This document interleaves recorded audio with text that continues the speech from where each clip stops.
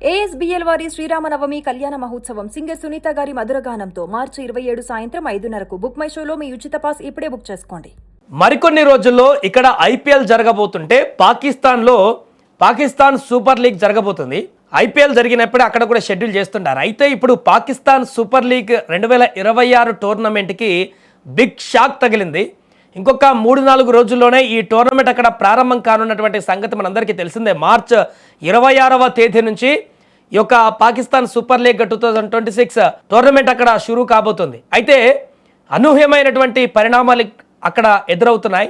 దీంతో అసలు ఆ టోర్నమెంట్ జరుగుతుందా లేదా అనేటువంటి సందేహాలు వ్యక్తమవుతున్నాయి. ఎందుకంటే టోర్నమెంట్ జరగకుండా క్రికెట్ స్టేడియంలోనే నేరుగా బాంబులు వేస్తామంటూ తాజాగా అక్కడ హెచ్చరికలు రావడం సంచలనానికి తెరతీసింది. దీంతో పాటుగా బంగ్లాదేశ్ క్రికెటర్లు కూడా ఇంకా ఈ టోర్నమెంట్ ఆడడానికి ఇష్టపడినటువంటి పరిస్థితి ఏర్పడింది. అక్కడ భయంతో, చావు భయంతో పిఎస్ఎల్కి వెళ్ళలేకుండా బంగ్లాదేశ్ క్రీడాకారులు కూడా అక్కడికి వెళ్లకుండా ఉండేందుకు కూడా నిర్ణయాలు తీసుకున్నట్టుగా కనపడుతుంది. సో మే 3వ తేదీ వరకు కూడా ఇది ఒక టోర్నమెంట్ అంతా కొనసాగనుంది, మార్చి 26 నుంచి. ఈ నేపథ్యంలో పాకిస్తాన్ సూపర్ లీగ్ 2026 టోర్నమెంట్కు ఊహించని దెబ్బ తగిలిందని చెప్పొచ్చు, ఎదురు దెబ్బ. పాకిస్తాన్ సూపర్ లీగ్ టోర్నమెంట్లో బంగ్లాదేశ్ ప్లేయర్లు ఇప్పుడు ఆడడం సందిగ్ధంగా మారింది. Bangladesh cricket board chairman Najmul Abedin తాజాగా ఒక సంచలన ప్రకటన కూడా చేశారు. ఆయనే పాకిస్తాన్ సూపర్ లీగ్ టోర్నమెంట్ కోసం తమ బంగ్లా ఆటగాళ్లను పాకిస్తాన్ దేశానికి పంపేది డౌటేనంటూ కూడా ఆయన తెలిపారు.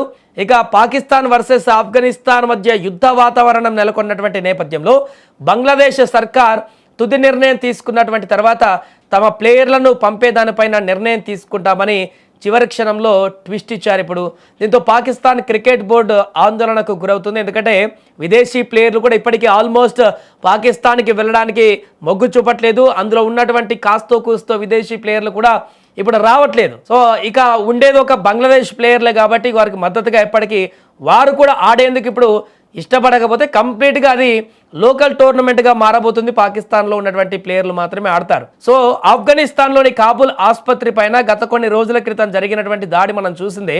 400 మందికి పైగా అక్కడ ప్రాణాలు కోల్పోవడం జరిగింది. దీనికి సంబంధించి యావత్ దేశమంతా కూడా దిగ్భ్రాంతి వ్యక్తం చేసింది.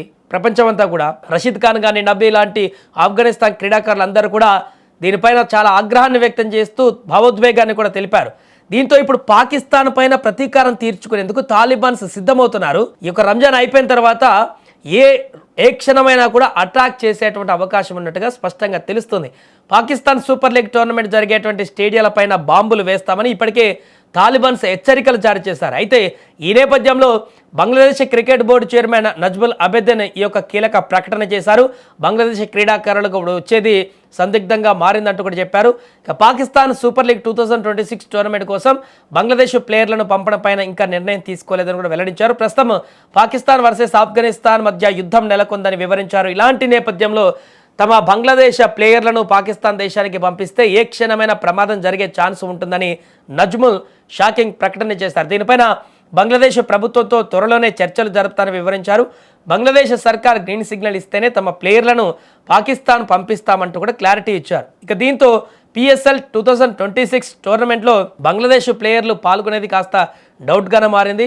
ఈ యొక్క విషయం పక్కన పెడితే అక్కడ పిఎస్ఎల్ టోర్నమెంట్ ఇప్పుడు ఎలా జరగబోతుంది అనేదే $1 మిలియన్ ప్రశ్నగా మారింది. ఒకవైపు తాలిబాన్లు, మరొకవైపు టెర్రరిస్టులు క్రికెట్ మ్యాచ్ జరిగేటువంటి స్టేడియాలపైనే నేరుగా బాంబులు సంధిస్తా ప్రతీకారం తీర్చుకుంటామంటూ వారు ఖచ్చితంగా ఆగ్రహంతో చూస్తున్నారు. కాబట్టి ఎప్పుడు ఏం జరుగుతుందో తెలియనటువంటి పరిస్థితి ఏర్పడింది. టోర్నమెంట్ స్టార్ట్ అయిన తర్వాత ఎక్కడ ఏ మ్యాచ్లో ఆందోళనకరమైనటువంటి పరిస్థితులు ఇప్పుడు ఏర్పడబోతాయా అనేది కూడా ప్లేయర్లందరికీ కూడా టెన్షన్ వాతావరణం అయితే నెలకొంది.